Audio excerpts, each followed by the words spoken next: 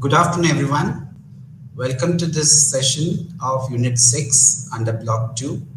If you remember, last unit we covered the how to organize our efforts when we are looking into a new product development strategy.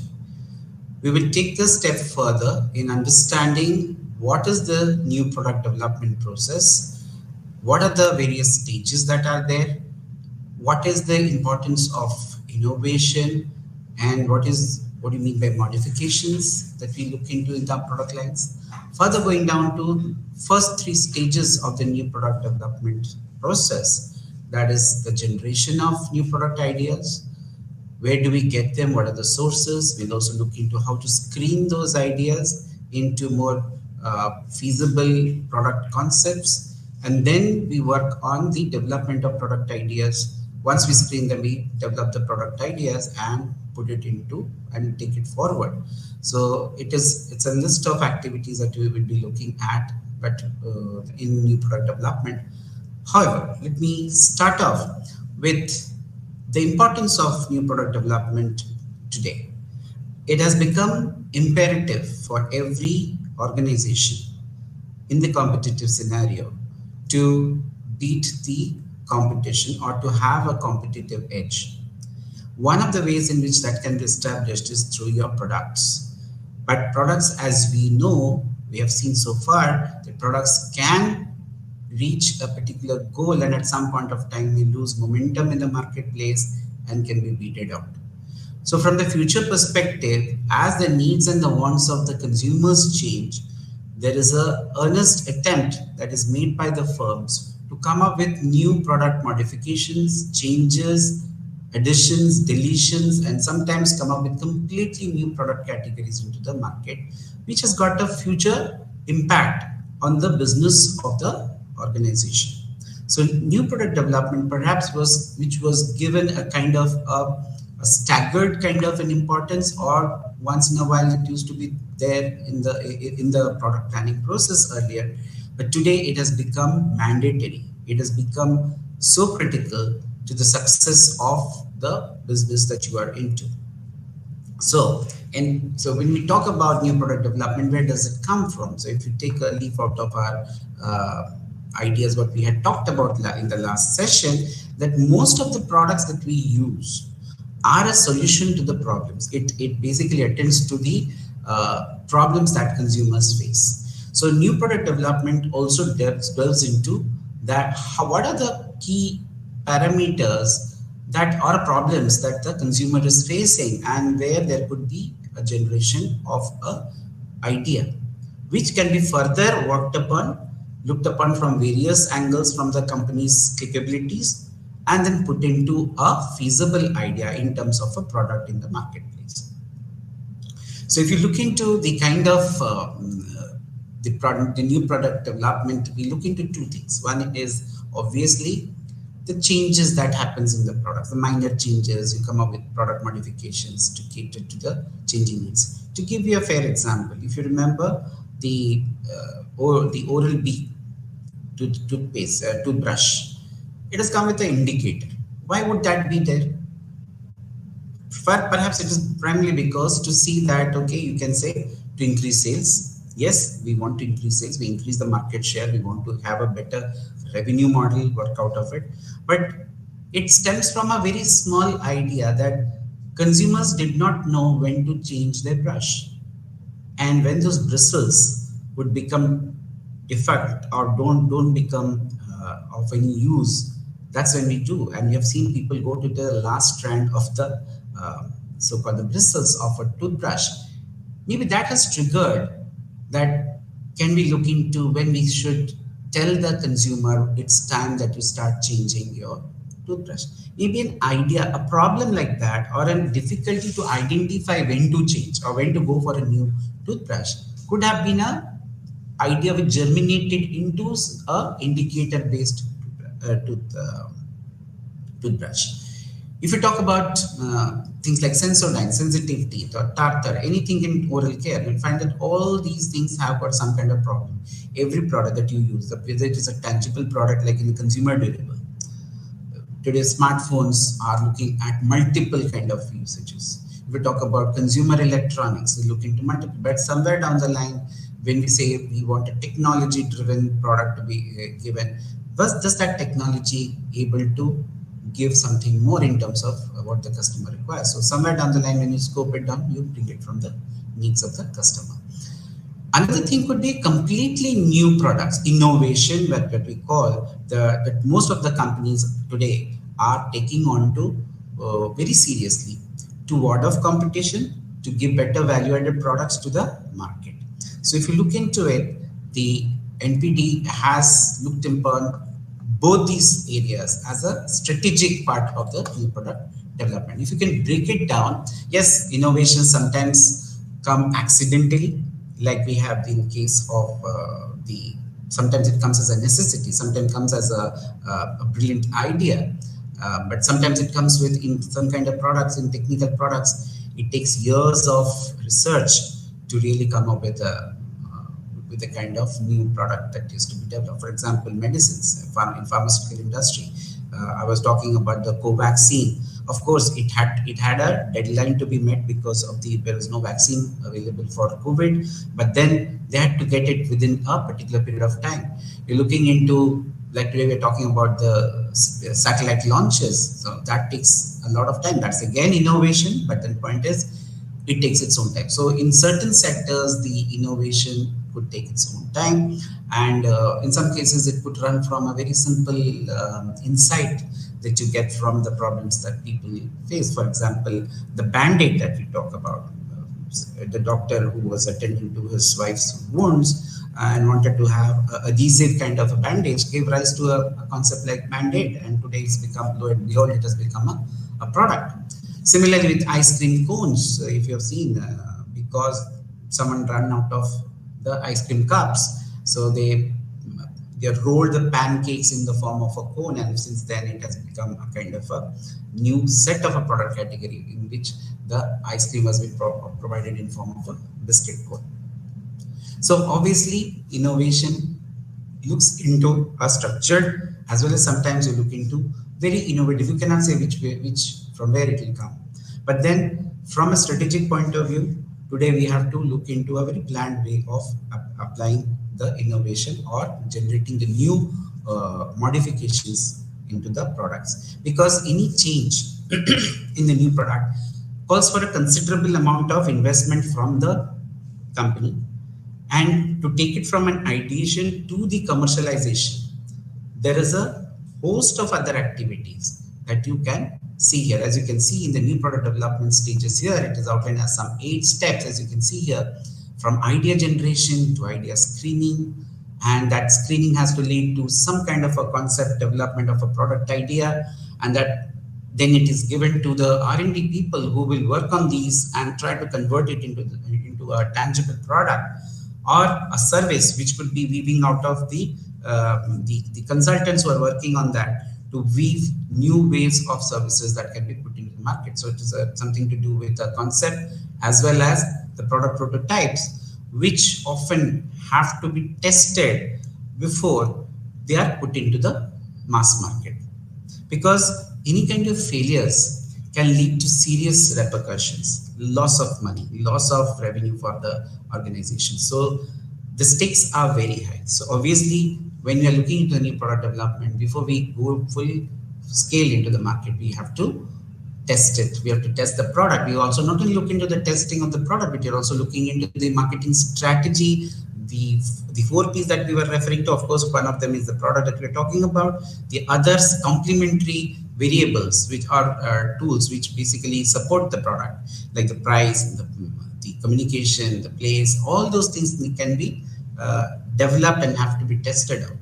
And then you have to also understand the business perspective. As I've told you, that any new product development calls for a lot of investments. It could be sometimes minor investments, sometimes it could be for existing products. If you're modifying, maybe the cost factor is low, but if it is a completely new product, and you have to, if you've seen in the last class when I talked about the involvement of the corporate level people in the organization new product development, you will find that the implications on the business front of new product development becomes very, very critical to be analyzed. So you need to understand the business model, how it basically achieves the goals, what kind of goal setting that you need to do, where are the markets that you need to be there, what kind of logistics, what kind of support variables do you need? Do you need to get into a joint venture? Would you like to go on your own? All these would call for a very structured analysis of the business model that you're going to develop. Of course, I told you about the concept development, product test, and the product development further needs to be fine-tuned based on the feedback that they get from the testing. And once those market testing results are put into the product and you get a sense that, okay, this might work, that's when you go for the commercialization at whatever the market you have decided to be in. So though we say these 8 stages, these 8 steps are extremely immersive, highly, you need to go through meticulously through each of them, and it calls for a lot of patience in terms of your product planning process. Okay, let's move further. As we move down, we will, in today's session, we are going to cover, out of these 8, we are going to cover only 3 parts. That is the generation of the product ideas, the screening of these ideas, and how do you get into developing the product concepts. After that, we will look into how you develop them, what kind of marketing strategies you need to put in, and what kind of testing that you need to do. That come later. But today we're looking into 3: the generation, the screening, and the development of the product idea. So when you talk about product ideas, as you know, that you can get these ideas from anywhere.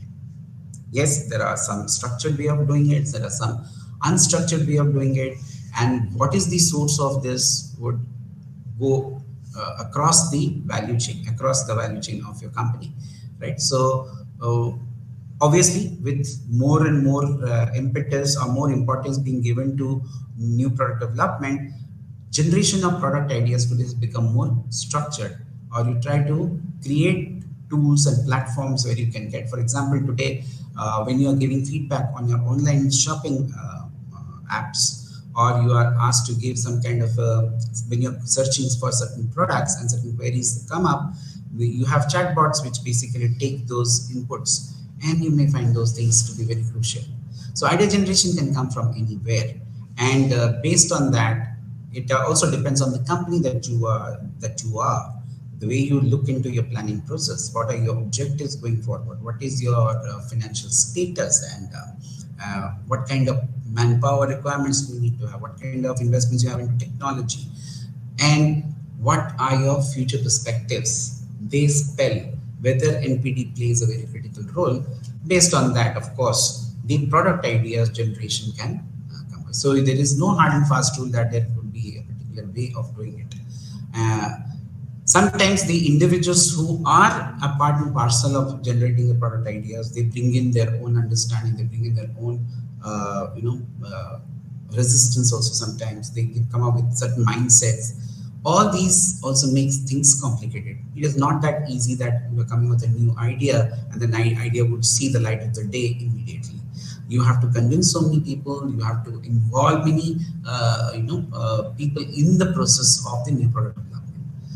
Smaller organizations do not have a much of a structured way of doing it, but the larger organizations today have a very systematic way of collecting that information, of generating the ideas. They could involve various other agencies like the market research agencies to whip up to get a better understanding. Based on what they get as information, then it is further, you do a morphological analysis of that and put it into something like what can be the kind of exhibit that you want to give to the customers. Many ideas come through. There are very tools and techniques which I have told you. We will be going through some of the tools and techniques that are mostly used. Some of them could be statistically there, some of them could be from past experiences, some of them could be going through a very thoroughbred understanding of what exactly you want to bring in, and so on and so forth, right? So let's look into, like in this case, when we talk about EVs, the necessity of having electric cars or electric vehicles in the market today. It came up with a problem that customers felt that the kind of fuels that we are using would be limited. It's a non-renewable resource, so it cannot be renewed. So obviously, we have to look for alternatives. Looking for alternatives has also put us saying that can we get into electric cars. Of course, there are many other modifications which are going as we are talking, and we are still continuing. Tesla is a very classic example. That entire offering from Tesla stems from the kind of insights they get from the customers and the new product development. So new ideas, new product ideas which come, they require a lot of substantial information from the marketplace. Now, what could be the possible sources? As you can see here, the list of sources can be internal. It goes down to your own people. Anybody can be an initiator of that. In fact, in some organizations, they put up a soft board saying that, okay, what would be your new idea? Suppose what kind of new markets can we get into? What kind of new products we want to get into? It can come from so many sources. So when you look into your own intermediaries, the employee feedback system, the people who are your strategic, where you are outsourcing, let's say, for example, ad agencies, right? These all can be a part of people whom you are basically looking at sources outside the company to get your inputs. Customers are very classic examples, as I just told you when I started the session, saying that customers are the critical point in terms of getting ideas, because we don't want to get into the classic myopic situation where we come up with product ideas which do not get accepted by the consumers. So most of the customers, how they are using, what are the problems they're facing, and where we can come in. Sometimes competitors can also become a part of it. What is happening elsewhere in the world can also be a kind of a source to give product ideas. How do you capture? That is the critical thing in terms of going forward. So once you do that, you generate your product ideas. They can be further. There is a need to collect it. As I told you, they can be collected directly. You have to find out ways and means to collect it. There could be direct ways, there could be indirect ways. You could constitute surveys. You can conduct focus group discussions, brainstorming sessions. These are some of the techniques that they involve. Consumer surveys, and you can do within your system, you can do some attribute listing and things like that in terms of morphological analysis, which will help you to get things directly from the market. Indirect methods are mostly like, quadrant analysis, where it is derived. You are doing something else, but it is derived from there. And you find that, okay, there could be a possibility of a new product which is coming, but more focuses on the direct methods today by the companies here. In India, mostly you'll find that the kind of, we go for more direct methods, which mostly include things like attribute analysis, heuristic ideation technique, benefit structure analysis, brainstorming, focus group. Out of all this, most of you must have heard of brainstorming and focus group as a very, very common point of references to get more information. So let's look into, dive deep into some of these parameters. As you can see, the attribute, when you say attribute, it's a feature. When you break down any product into its parts, and then you say that, okay, what are the improvement or what are the changes or modifications you want to bring in? I was giving you the example of a toothbrush. When should I change a toothbrush? Now understand, if toothbrushes are being continued for a longer period of time, of course, the manufacturer does not get a scope to get into it. So one way of looking at it is that, okay, how do we tell the people when to change? So that perhaps, so you have to break down as to the timing, right? In case here there's an example of a toothpaste and a screwdriver, you'll find that whether you are using a toothpaste for a tooth decay or for feeling fresh, or for taking away the tartar or bleeding gums and so on and so forth, would detail out what are the attributes that are mostly being focused and where would the modification come in from. And it may come from that, okay, somebody who's got a sensitive tooth. You may say that, okay, fine, tooth decay could be an issue, so can we look into plugging that?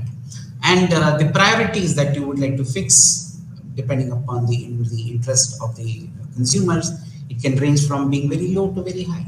So based on that, possible combination of attributes that you want to look into for idea can come up.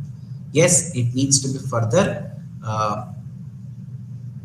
toned down into how to make it implementable. Attribute analysis mostly helps in existing products. It does not may not result in a major breakthrough or coming up with a completely new product into the marketplace. But definitely you should be, it can help you in bringing some kind of product differentiation. If in the product life cycle we talked about product differentiation and product modifications, over there attribute analysis might be of help. Okay, and this is critical for that. But then obviously you look into what kind of changes, how fast, if you are giving, is your competitor giving, has already competitor given, what could be the variation that you talk about? Like Tata, when we talk about Tata salt, it talked about the vacuum vaporized salt. What is the need? It was already there. It was there perhaps by others. That salt was vacuum vaporized. But Tata brought it out to tell people that, listen, you don't want lumpy salt, you want free flow and those kind of things. So today when we talk about the Himalaya salt, the Himalaya salt with the pink color salt, which is good for health. So you will find that various kind of attribute parameters are looked for plugging the need gap and bringing it into the new product offering. Heuristic ideation, which is another technique, is mostly based on, it's more of a judgment, is more of a kind of a rule of thumb related to past experiences. So when you collect past experiences and put into a kind of a dimensions that you are looking at when you are using a product, you can use heuristics. So heuristics is basically the rule of the thumb, which is basically what has been the kind of trend that most people have been using. There are some statistical tools also which are being used, but then probably it is a good idea to go for this heuristics, because that comes from the horse's mouth. It comes from the customer's end, so you can always factor that in. And also it can be done from the marketing managers who are at the grassroots level, understanding what kind of modifications you need to bring in. One way of looking at it is you could list down, like in the heuristic, you can, for example, you come up with different dimensions. One of the dimensions could be the ingredient. The other could be the other parameter of the packaging, objects to be cleaned, and so on and so forth. So here we are talking in terms of a particular product which I wanted to take for our discussion for here. That let's say today we are talking about a cleaning agent, a household cleaner, what it should contain. If I want to draw an attribute, a heuristic ideation technique, I can, on the basis of one of the dimensions, ingredient, I can list out the ingredients that goes into multiple ingredients that could be there. How each one needs to be brought in form of a variation in terms of packaging, for example, or in what form it can be brought into the marketplace. You can find that I can come up with all these ideas that, okay, that this particular ingredient that I should pack in based on my understanding can list out these kind of parameters. That these ingredients means it should contain an alcohol, it should contain if it's a house cleaner, it should contain an alcohol, it should contain ammonia, it should have a pine oil, it should have a scenting agent, it should have a deodorizing agent, and a disinfectant. But all may not be necessary. In what form I want to make it available, in variations that I'm talking about, it can be very, all may not be feasible, technically feasible to do, or may not justify offerings. So out of all these cells, you can delete most of the things which are there, and will come and zero in on those which are critical to your way of going ahead. So you carry out a feasible screening of these particular range which you have found out in terms of the heuristic ideation. So here you will, if you read further, you will get to know this, how from a larger sum it has come down to potentially something which can be marketed, something which is feasible, something which can be aligned to the firm's ability to do it. So whether you have the competence to do it, and whether the firm can actually bring that into the system. So this is about one such attribute. Now, coming back to this again, home cleaner, similarly, instead of ingredients, we can also have a list of other attributes which could be dimensions which could be considered for for the new product that you want to bring in, the new hosting cleaning agent that you want to bring in. So what you are doing here, you are trying to generate a list of dimensions on which, on your past experiences or what you see from the customer feedback, that these are the ones which are of critical importance, must have in your product idea. So that's where you get an idea.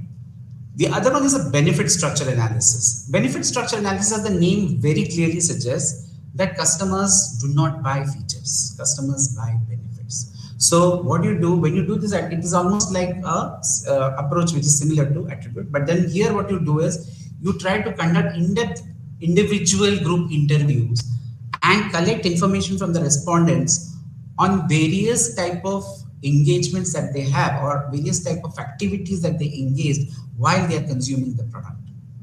So some things like, oh, what was the actual operation of the product, right? Say what is, suppose in case of the house cleaning, what is the actual operation that the product is actually being put into, and what were the products that you were using that earlier or to take care of these particular issues, and what are the benefits that you think that if you bring a cleaner which has got a set of attributes, what will it do?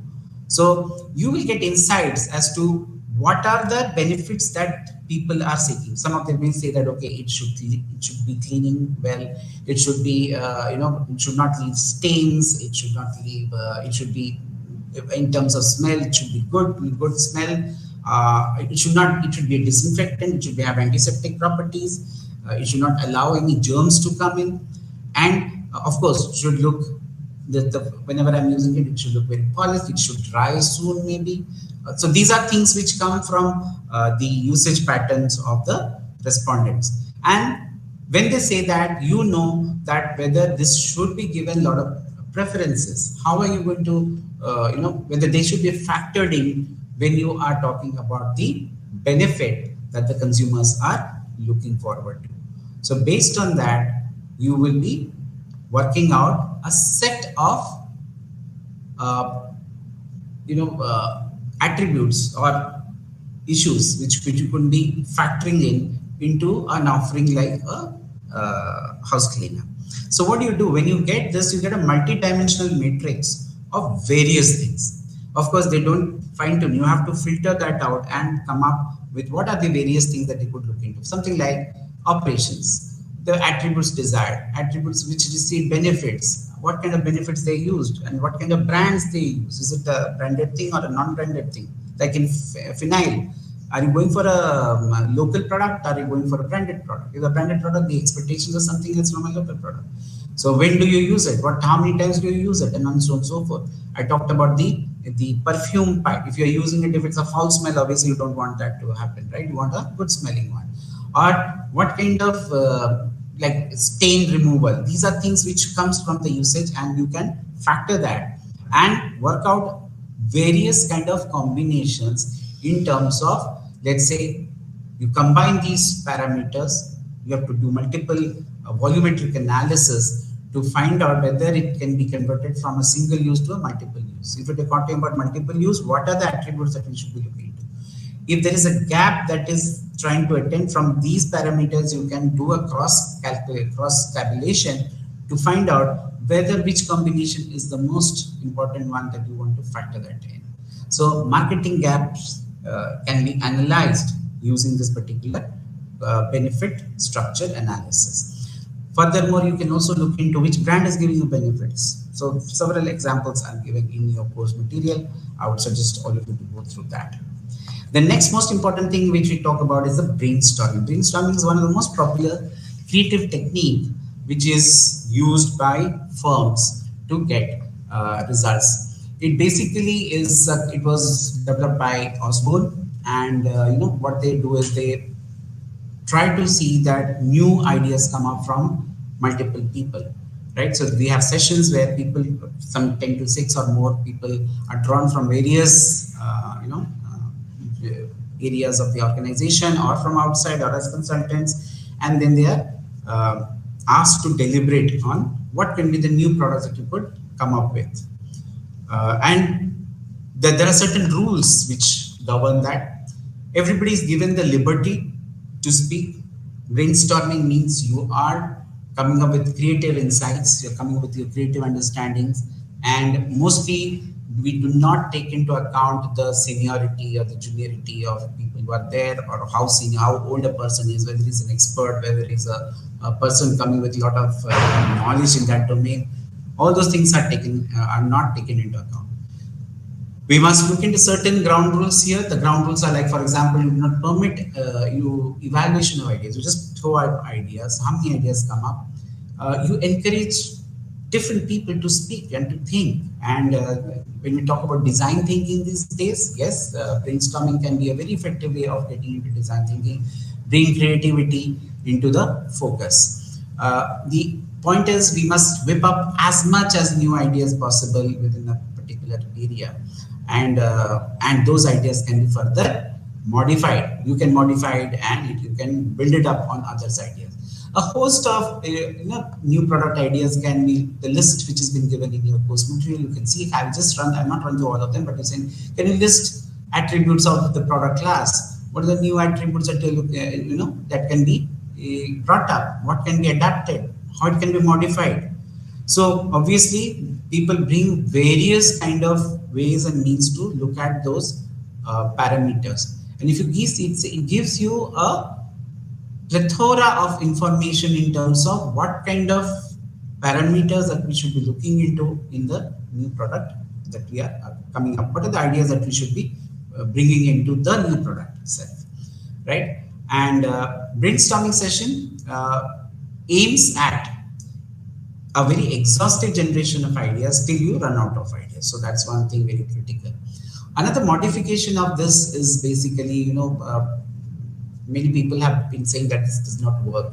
There have been a lot of people who say that people try to bulldoze them. People with seniority say that, okay, whatever I say, that's right. There are ego clashes. So, and how come few people are able to decide what kind of new things should be brought into the marketplace? So there have been criticisms. So there have been modifications on the brainstorming, and as we go through, we will find people tweaking the brainstorming technique to get better ideas, and it's well been explained in your in various articles that are there with respect to brainstorming. Going to the next most important thing is of generating ideas, the focus group. Focus group is again, which is very much like a brainstorming, but brainstorming could be within the organization, where you're going to the consultant, the various people from the trade. Here, focus groups are primarily look into the consumer groups, the user groups. And as I've told you before, this is a very, very important part of any exercise, because ultimately the products or the new services that you're trying to bring in have to be used by the consumers. So obviously, this takes the cake in terms of degree of importance. And what are the things that you can be looking into? You could be looking into product characteristics, brand names, the marketing strategies that you're trying to bring in. It can very well implicate that. What kind of price points that you should be giving, where are they buying, or what kind of new things, if the new things that you are looking into, new product ideas that you're getting into, is of any help to them? That we talked about just now, the benefit structure, whether that's going to be of any help to them. These are going to be very critically analyzed in terms of your focus, and you will get very, very clear idea as to the various aspects of marketing. You're not only looking into product, but you are looking into also the marketing strategy variables, because the consumer is exposed to all these variables, not only the product, but the pricing, but the packaging, the way it is to be consumed, the way it is to be owned, the way, what kind of advertising really works or makes them, pushes them to a call to action. All these things are there. While discussing, they also come up with their hidden, the felt need and the unfelt need. Some needs may be latent, hidden, but it can come up in future. So they come up with those insights, and very, very critical to generating product ideas. The next step which we talk about is the screening of the new product. Once we have developed in the first phase, we look into how to develop as many ideas as possible, but we need to getting those large number of ideas. Ultimately, we have to see to it that what can be a workable solution. So obviously, when we look into the screening criteria, we look into zeroing on from a larger to a few. So obviously we will be using certain filters, certain amount of standards while we do that. But there are few factors which needs to be considered. Obviously, the markets, where market talks about the buyers, what kind of products that are currently there, the product, what kind of products you are trying to bring in, will it be of a novelty, will it be of importance, whether it will really make the market sensitized. And in markets, we also look into the buyer readiness stage, where the buyer is ready to buy the product, something which the products which have failed in the past. Okay, it failed in the past, but today they are far more acceptable, right? If you remember, the dishwashers, when they were launched into the Indian market, were totally rejected by the people. Even Kellogg's faced a major upheaval task of telling the people that your breakfast habits can change. The combination that they came up with, that you can have with cold milk, and we don't take anything in cold milk, so that did not work. So a lot of these things needs to be further filtered. So in terms of the buyer readiness, so markets, products, and also obviously your finances, because as I told you, that we have to also look into the feasibility of whether this product idea can see light of the day. Do we have resources? Do we have the technology? Do we have to get into a kind of a tie-up with somebody else? Or in terms of making it happen, what could be the cost considerations? Do we have the raw materials probability? If it's a new product, the stakes are more high. If it's with existing, yes, perhaps that can be controlled. But if you get into a completely new thing, there will be much many issues which can come into play. You also look into the serviceability. You look into a very classic example of that is the automobile sector. Most of the automobile sectors are players who came into the Indian market. We find that they have gone back because they found this market, like Harley Davidson in bike segment. They have gone back. It's not that market is not conducive; it's there, but they found that servicing those client customers is very, very difficult because they come with certain technicalities which may not be mapped equally across the market. So obviously, it gives rise to issues. There could be legal considerations in some cases that some products may not be legally acceptable in certain markets. So we have to look into those kind of parameters. Financially, when you look at it, obviously we look into the investment parameters. How soon we get the ROI and things into the marketplace, or get the revenues back in the market, and how do we today more concern is of the market value in terms of not only the value to the consumers, but also to the collaborators, also to the stakeholders. So that is very, very important. Based on that, we try to find out the must-haves and the would-have criteria. Some of them are very, very critical. So the product needs, you're bringing into the market, they need to have certain criteria which are a must, and the others should have, so as to create a kind of a differentiation in the minds of the people, and of course giving a kind of a newness to the market as well as sustenance in the marketplace. When you look into again the screening of ideas, we also look into how long can this product last. If it comes and goes very fast, then can I match up to the change? For example, if you're into technical space today, you have to be very, very savvy in terms of your R&D to filter out better products at a very faster rate, because the shelf life of that product is pretty less. Like for example, in smartphones, we are seeing that happening. Every year in the month of September, the Apple comes up with something new.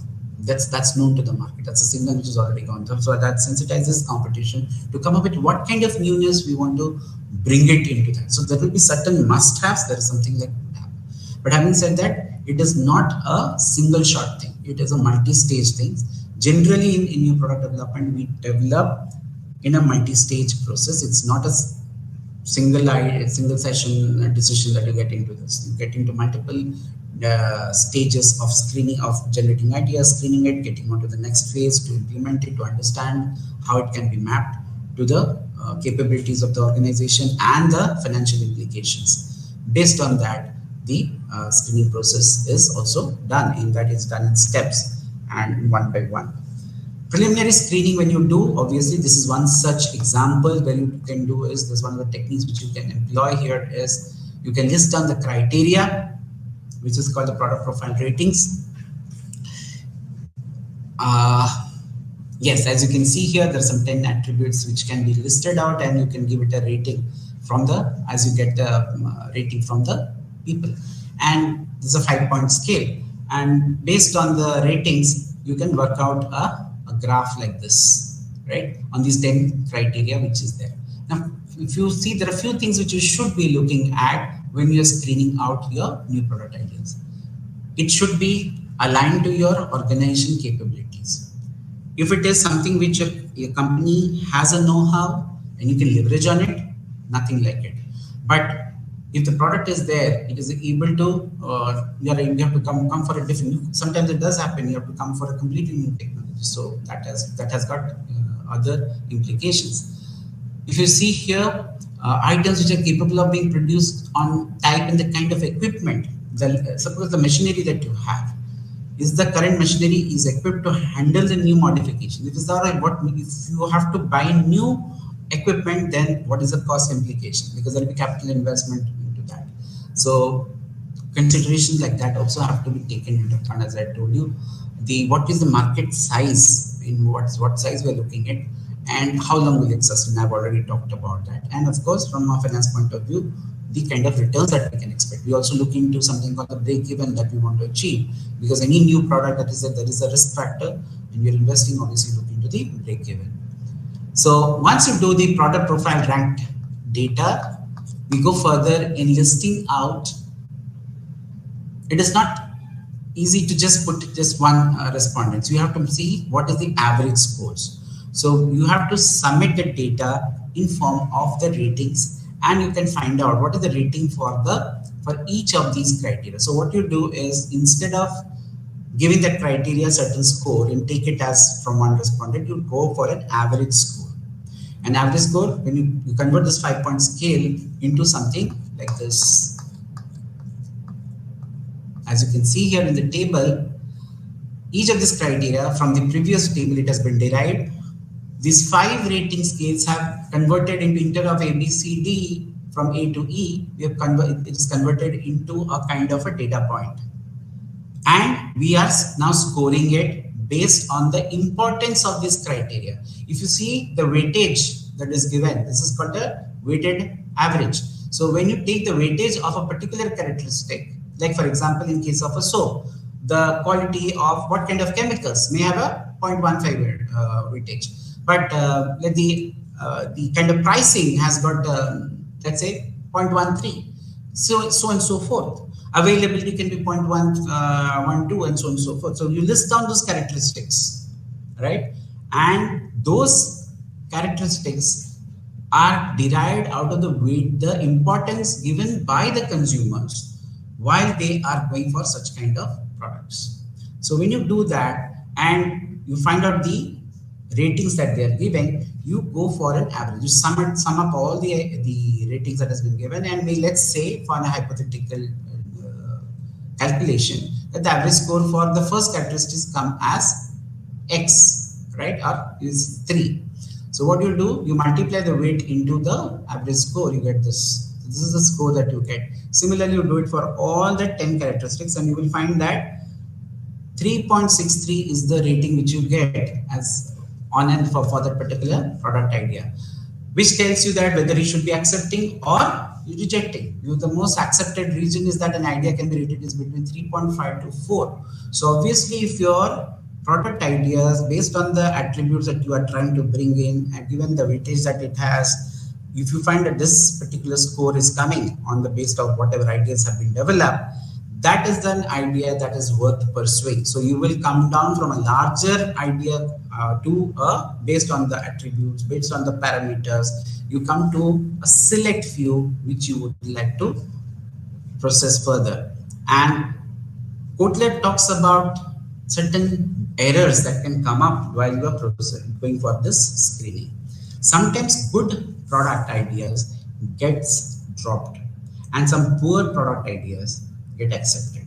That is something, an error which can happen. It can happen because of human error. It can happen of people who are very much driven by what the leader says or somebody says or a consultant says. So you got to be very holistic in terms of understanding that We should not drop poor ideas. It should be a novel idea, but if that novelty has already been explored by others, how new it is to the market. If I get into it, will that be a new or something else? What more can I dimensions can I give? I have to look into the sustainability of that thing also. How long can it sustain in the marketplace? Because understand the new product development, if you see if you look into the kind of involvement in terms of resources, money, it is humongous. And today that is why it has been taken with so much of sincerity, where the companies are having a particular department dedicated to new product development within the marketing and management.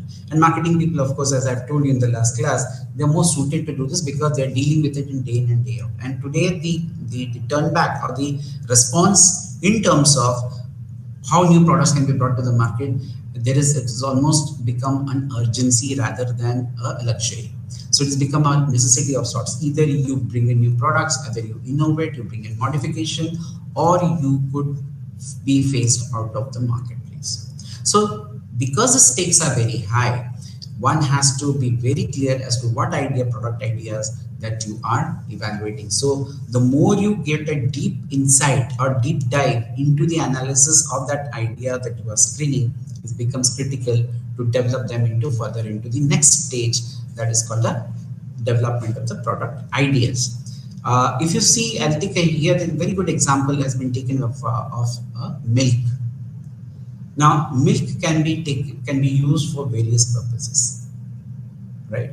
Now, how would you use this product? In what form? Who are you going to offer this to? These are few questions which always needs to be looked into when you're trying to convert an idea into a product concept. Because when you are giving a product concept, it has to be derived. Yes, of course, the idea gives us some ideas of what kind of product it should be, or what are the things. I have still not got the product in place yet. So when I'm going to go to the next step, I have to develop the product concept from the ideas that has come in. We need to look at a multiple level of involvement. So here, the kind of detailing that you have done in terms of your idea development, and how in depth have you collected that information, what kind of parameters have you taken into account, comes into play. What kind of target profiling have you done? What kind of class of people, like for example, the Sensodyne, why are they looking into the sensitive teeth? Is that a common occurrence? Is the market big enough? Is the company capable of, if you are into oral care products, maybe you can utilize your value chain to give that. And your R&D should be also well equipped to handle these gaps and give a suitable product, a suitable answer to the market. So if whatever you want to pack into in terms of what was as an idea further gets concretized in terms of a product concept, which means it tells you, if I'm making the milk powder, who are you offering this to? A very clear example I give you is that of Amul spray. Amul spray, if you see, is basically a powder which is meant for children, right? But it's a very interesting observation. I don't know if you would agree with me that Amul also has got a tea maker powder called Amulya. But the sales of Amulya is not as high as Amul spray. If you see down, if you really go back and say that, okay, the Amul powder is perhaps being used for tea making rather than. So sometimes it may so happen that you don't intend to do that, but it gets percolated. Primarily it happens because the marketer has to understand that whether the product idea really fits into it. Like in case of the Maruti Omni, we thought of it as a family car when it was launched, but then it was used mostly in the hospitals or it was touted as, most people say that it was mostly a product which was used for kidnapping. But I mean, jokes apart, we need to understand that whenever you're bringing in the new product idea, what is that they are going to give? How are they differentiated from the rest of the products which are existing in the market? What are the ingredients that should be brought in so as to give relevance to the consumers so that they find that it is beneficial? So you go back to your studies which you have done in the product ideation as well as the screening to find its way into a new product idea, right? So these are the things one has to look into while you are.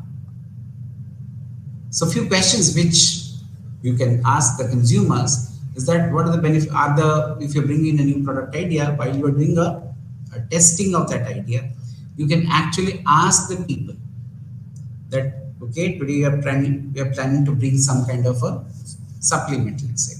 Do you want your milk to be supplemented in a particular way? Does it need to have a flavor? What kind of flavors you want to have, right? Would you like to have in containers which are reusable, which are, or small packs or whatever it is?